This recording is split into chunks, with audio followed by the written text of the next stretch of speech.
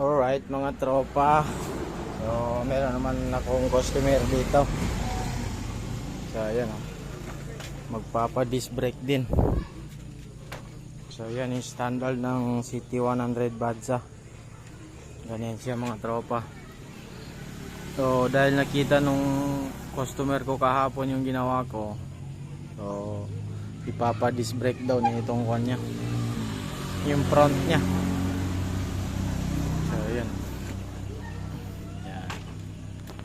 At ito na yung mga accessories niya mga tropa.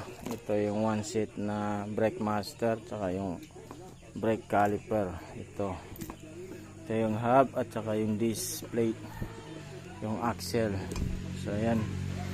Alright mga tropa, at natapos ko na rin yung pangalawang DIY na disc brake na ginawa ko. So ito na siya mga tropa.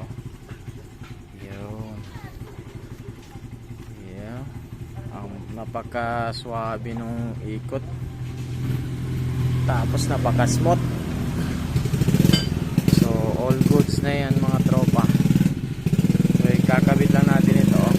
Yung kanya brake master. Tingnan nyo. Ganda nung kabit. Oh. Wow. So alright mga tropa, at natapos na. Yan oh.